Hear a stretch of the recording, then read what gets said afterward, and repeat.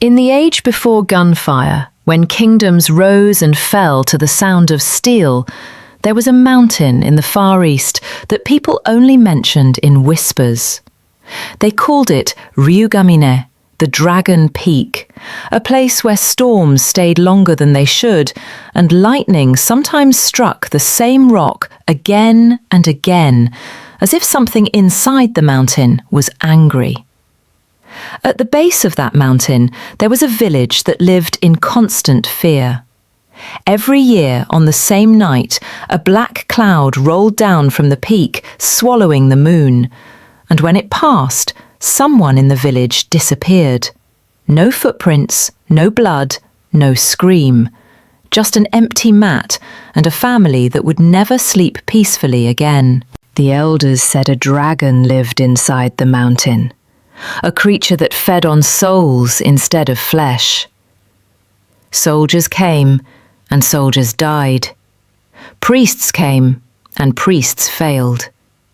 Until the day a single warrior climbed the road to Ryou Kaze, wearing a torn blue howdy, 2 swords at his side, and eyes that looked like they had already seen the end of the world. His name was Ryou Kaze.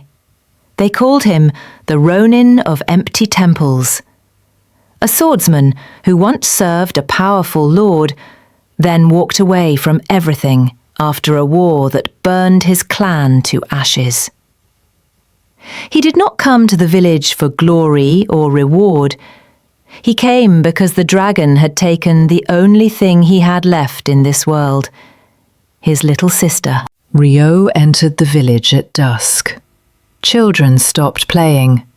Women paused at their water pots.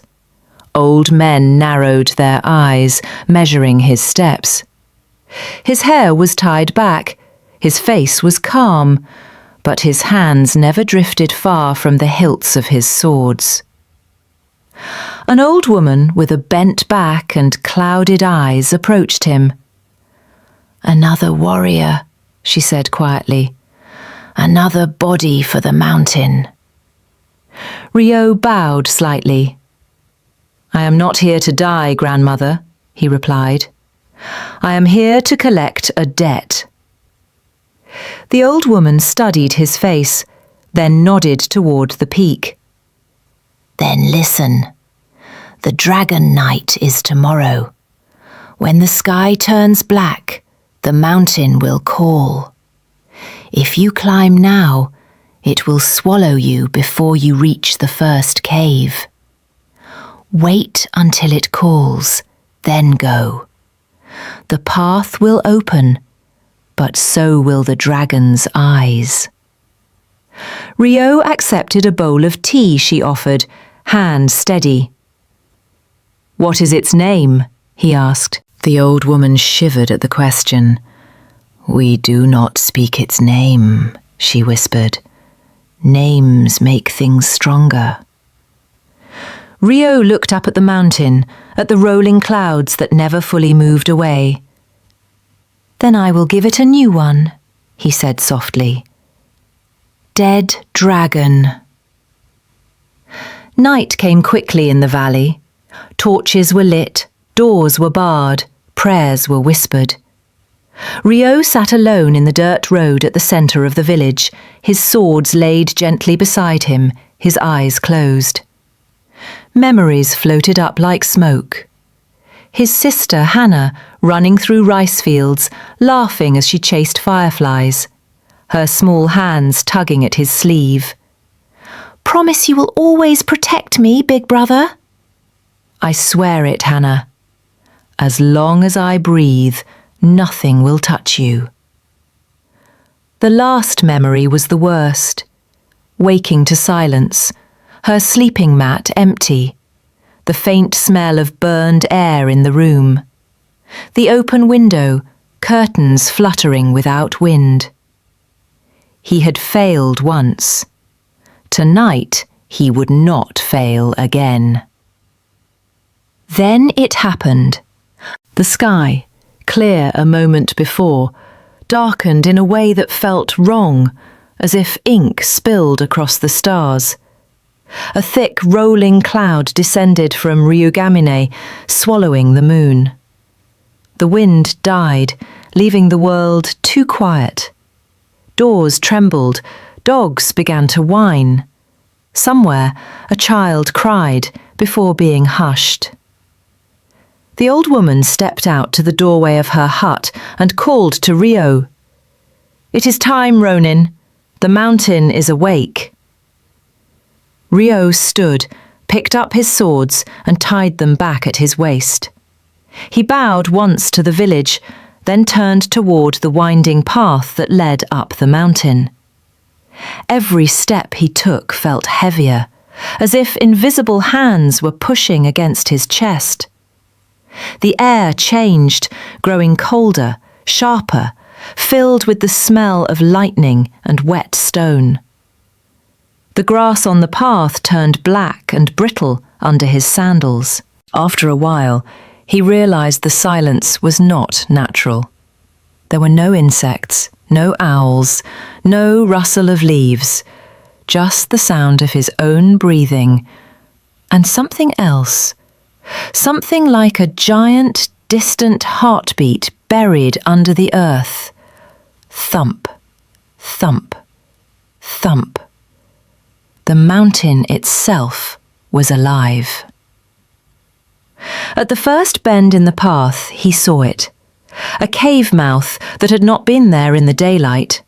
A jagged black opening in the rock, like the frozen scream of a dead god.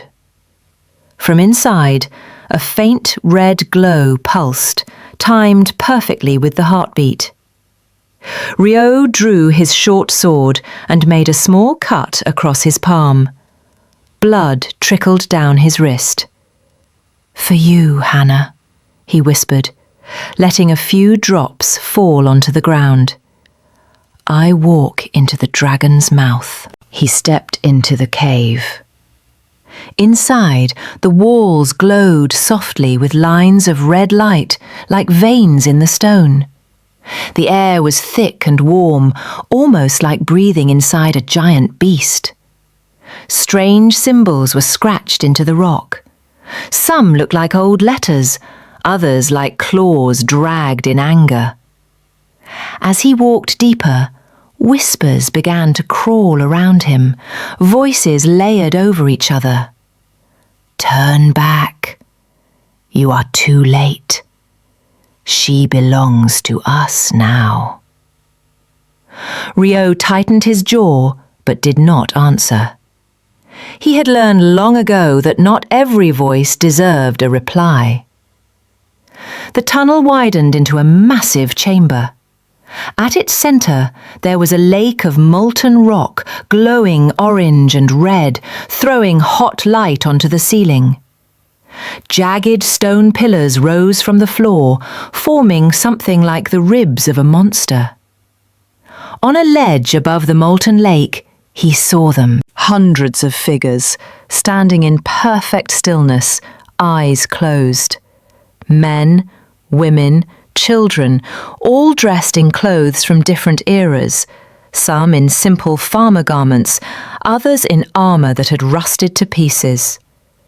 Their chests rose and fell slowly, but their faces were empty, like puppets without strings.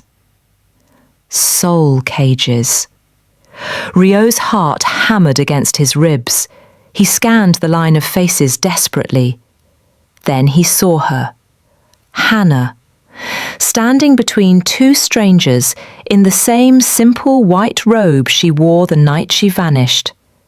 Her eyes were closed, her hands limp at her sides.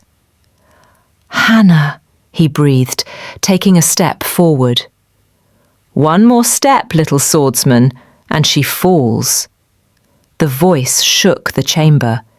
It came from everywhere at once, and from one direction at the same time, from above the molten lake.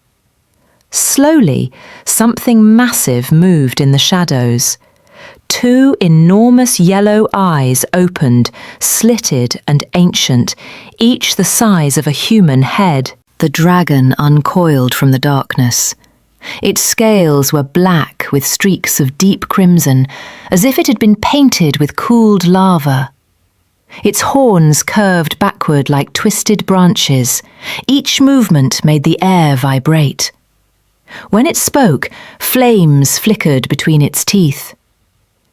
"You climbed far for such a fragile thing," the dragon said, eyeing Hannah. "A single human soul." Ryou drew his sword. "She is my sister," he replied, voice calm but shaking slightly. "And I promise to protect her." The dragon laughed, a sound like rocks collapsing. "Promises," it hissed. "Soft chains that mortals wrap around their own necks. Your sister tasted the mountain's call.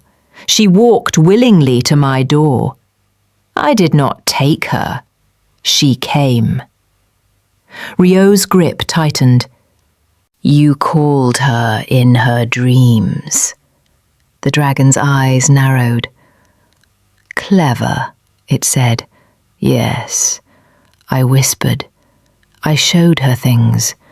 A world where you lived, where your clan was not ashes, where you were not a broken man crawling through villages looking for reasons to keep breathing." For a moment, Ryou's sword dipped. The dragon pressed. "She accepted, little swordsman. For you. To give you a life you lost." That is the funny thing about humans. They will walk into the mouth of a monster if you tell them it will save someone they love. Anger flared in Ryou's chest, not at the dragon, but at himself. If he had been stronger, faster, she would never have needed to make such a choice. "Return her," he said, raising his sword again. "Take me instead."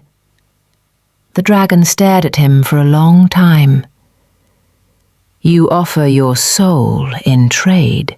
it asked. "Yes." Silence filled the cavern. Then the dragon shook its massive head slowly. "No," it said.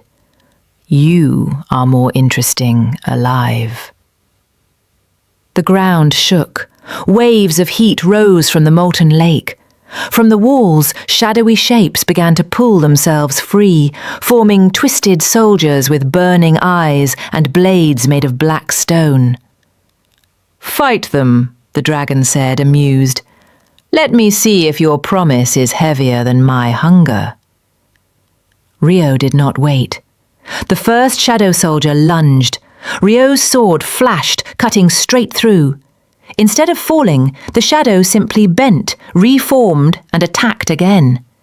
Illusions, he realized, but illusions that could still kill. He shifted his stance, remembering the old teachings of his clan. Do not fight the enemy they show you. Cut the source.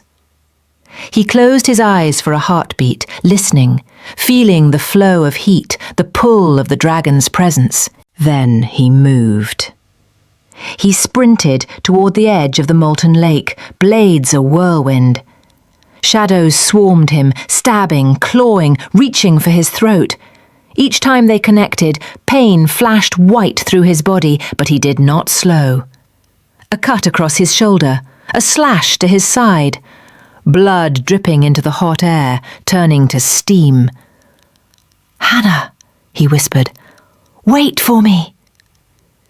He reached the edge of the lake and did something no sane warrior would do. He jumped. Instead of burning instantly, he fell through. For a brief second, there was fire everywhere, like diving into the heart of the sun. Then the flames folded inward, becoming a tunnel of light. He landed hard on his knees on cold stone. He was in another chamber, smaller but brighter, filled with floating fragments of glass. Inside each fragment, scenes played like tiny worlds. Then he moved. He sprinted toward the edge of the molten lake, blades a whirlwind. Shadows swarmed him, stabbing, clawing, reaching for his throat. Each time they connected, pain flashed white through his body, but he did not slow. A cut across his shoulder, a slash to his side.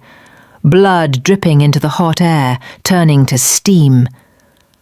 "Hannah," he whispered, "wait for me." He reached the edge of the lake and did something no sane warrior would do. He jumped. Instead of burning instantly, he fell through. For a brief second, there was fire everywhere, like diving into the heart of the sun. Then the flames folded inward, becoming a tunnel of light. He landed hard on his knees on cold stone. He was in another chamber, smaller but brighter, filled with floating fragments of glass. Inside each fragment, scenes played like tiny worlds. There he was, a child, laughing in the rain. There was his father, teaching him the first sword form. There was Hannah, chasing butterflies. There was his clan, alive, whole, untouched by war. The dragon's voice wrapped around him like smoke. "This is the mountain beneath the mountain, Ryou Kaze," it said, softer now, almost gentle. "The place where desires grow teeth. I can make one of these scenes your truth. Look." One shard grew larger in front of him. In it he saw Hannah, older, smiling, alive. Their parents stood behind her. The clan house was whole. He was not a ronin. He was heir to a peaceful domain. "Step into it," the dragon murmured, "and the pain ends. The war that burned your life will never happen. In exchange, I keep every soul you saw above. A small price for your happiness." Ryou's hand lifted without his permission, reaching toward the vision. His chest ached so badly he thought his ribs would crack. He imagined waking up to his mother calling him for breakfast, to Hannah pulling his sleeve, begging him to come play. No graves, no burned houses, no lonely roads. "Brother?" The voice was faint but real. He turned. Behind him, at the far end of the chamber, another shard of light glowed. Inside it, Hannah stood alone in darkness. Chains of pale light wrapped around her wrists and ankles. Her eyes were open. "Do not let it lie to you," she whispered. "If you step into that world, I die. And all those people stay trapped forever." Ryou's heart twisted. "Why did you come here?" he asked, voice breaking. Hannah smiled sadly. "I thought if I traded myself, you would get your life back. I did not know monsters twist every gift until it cuts." The dragon's voice grew harsher. "She is already mine, little swordsman. Save yourself." Ryou looked from the bright world where his pain never existed, to his sister waiting in chains, to the memory of all the still faces on the ledge above. Slowly, he lowered his hand. "I am a swordsman," he said quietly. "I cannot change the past. I cannot erase the fire that took our clan. But I can choose what I protect today." He turned his back on the perfect world. The dragon roared with rage, the chamber shuddering. "Fool!" it screamed. "Do you choose suffering?" Ryou drew both swords, their steel catching the strange white light. "I choose the truth." He charged toward the shard that held Hannah. The floor shifted, becoming brittle, breaking into floating steps. The dragon's illusions clawed at his mind, showing him his parents dying again and again, his home burning, Hannah being dragged away. Every step was a battle against his own memories, but he kept going. He stumbled, fell to one knee, forced himself up. His breaths came out in ragged gasps. Blood dripped from invisible wounds, his body reacting to pain that existed only in the mind. When he finally reached the shard, he raised his sword high. "Forgive me, Hannah," he whispered. He brought the blade down. The shard shattered like ice, exploding into a storm of light that ripped through the chamber. The chains around Hannah dissolved. Her image flickered, then leapt toward him, merging with his chest in a burst of warmth that drove the cold from his bones. "I choose the truth."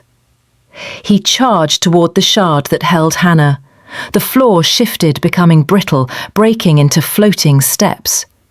The dragon's illusions clawed at his mind, showing him his parents dying again and again, his home burning, Hannah being dragged away. Every step was a battle against his own memories, but he kept going. He stumbled, fell to one knee, forced himself up. His breaths came out in ragged gasps. Blood dripped from invisible wounds, his body reacting to pain that existed only in the mind. When he finally reached the shard, he raised his sword high. "Forgive me, Hannah," he whispered. He brought the blade down. The shard shattered like ice, exploding into a storm of light that ripped through the chamber. The chains around Hannah dissolved. Her image flickered, then leapt toward him, merging with his chest in a burst of warmth that drove the cold from his bones. Above them, in the real cavern, something cracked. The dragon shrieked, a sound of pure hatred and fear. "What have you done?" Ryou closed his eyes as the chamber dissolved around him, the tunnel of fire rising again, pulling him upward. He crashed back into the first cavern, landing on the stone floor near the molten lake. The ledge of captured villagers shook. One by one, their eyes opened. Confusion turned to terror, then to hope. The dragon thrashed, half its body already crumbling into black dust. "You broke the binding stone," it snarled, voice weakening. "You freed them, but you will not leave." It lunged, jaws open, teeth like blades aiming straight for him. Ryou did not move backward. He moved forward. He ran straight toward the dragon, his body a blur, his swords trailing lines of white light. With a shout that tore from somewhere deeper than his lungs, he leapt, twisting in the air, and brought both blades down on the dragon's head. The impact shook the cavern.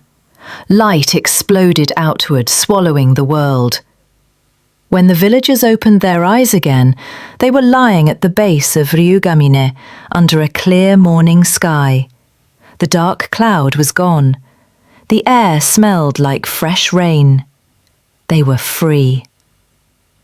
The old woman sat up slowly, touching her chest, feeling her own heartbeat. She looked around. Children cried for their parents, husbands called for wives. Names echoed across the valley. People wrapped each other in shaking arms, realizing they were alive. But one name did not answer. "Ryou," the old woman whispered, looking up at the now silent mountain. "Ryou Kaze." On the path leading down, she saw something glinting in the grass. She walked slowly toward it, her hands trembling. Lying there, side by side, were two swords. The blades were cracked, but in their steel, faint lines glowed like the last traces of dragonfire. She picked them up and bowed her head. "Your promise was heavier than its hunger," she said softly. Years passed. The story of Ryou Kaze became legend. People spoke of the dragon peak that no longer took souls, and the nameless ronin who walked into its mouth and never came back. In distant towns, parents told their children about a warrior who turned his back on a perfect world so he could keep a painful, honest one safe. Some said the dragon was dead. Others said it still slept deep under the mountain, afraid of the man who chose truth over comfort. But in one small village, at the base of an ordinary mountain, every year, on the night the sky used to turn black, the villagers lit lanterns along the road. Not for the dragon, for the man who climbed into its heart with nothing but steel, scars, and a promise. Some villagers swore that on those nights, when the wind was just right, they could hear the faint ring of swords clashing in the air, and a young woman laughing softly beside it. As if a brother and sister, finally free, were still training together somewhere the dragon could never touch. You are watching Blades and Battle Stories. If you want more mythical warrior legends like this, with sacrifice, steel, and impossible choices, make sure you hit subscribe, like this video, and tell us in the comments, what kind of warrior should we bring to life next?